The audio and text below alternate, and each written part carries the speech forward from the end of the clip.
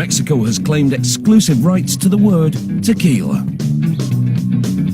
For centuries, workers called jimadores have grown and harvested the agave plant for tequila.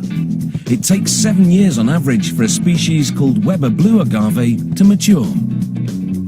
Even today, it's harvested entirely by hand, using a razor-sharp hoe-like tool. The jimadores chop away the greenery until all that's left is a huge core called the pina. Filing the round blade frequently keeps it sharp, allowing them to remove most of the bitter-tasting leaves from the pina. The tequila distilled from this crop will be a premium grade, made from 100% agave juice. The jimadores routinely remove a small piece and measure the starch content of the crop.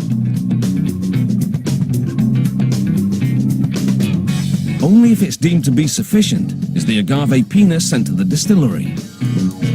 Workers wield special hatchets to carve the huge pinas into quarters to make them more manageable for baking. They transfer the chopped pina to a brick oven, where it's steam-baked for 79 hours. This thorough cooking converts the agave starch to sugar. In the process, the flesh softens and the color turns from white to reddish-brown. The baked agave pina now spills onto a shredder that rotates to tear the fruit into long, thin fibers. These fibers exit onto a conveyor. The shredded pina lands in a pit, where a worker forks it up and moves it into the path of a huge stone wheel called a tahona. Operated mechanically, the tahona wheel turns to crush the fibers and squeeze out the precious agave nectar. It takes 2 hours of crushing to extract all the juices. They pipe the juicy mash into wooden tanks and add yeast.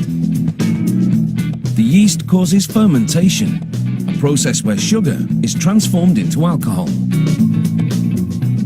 After 72 hours of fermentation, the alcohol content reaches 5%. The fermented pulp and juices have an earthy, acidic bouquet, and the aroma fills the air. They transfer the fermented mash to small copper stills. Inside the stills, the alcohol is boiled off, and the vapor condensed into a more potent liquid. This is called distillation. After 2 distillation cycles, they have tequila. A technician measures the alcohol content, and it's 55%. After straining out the pulp, they transfer the tequila to steel tanks. They add purified well water to dilute the alcohol content and bring it down to 40%. The tequila is now ready to drink, so it's over to the bottling line. With the bottles upside down on a revolving carousel, they spray the inside with tequila for a quick rinse. The grippers flip them right side up so they can be filled. This automated system maintains a precise filling level.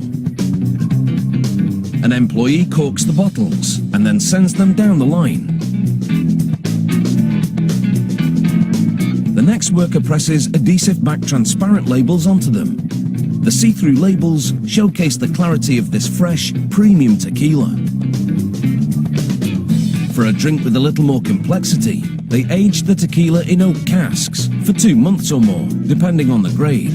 During aging, the tequila takes on a woody flavor and turns a warm shade of amber.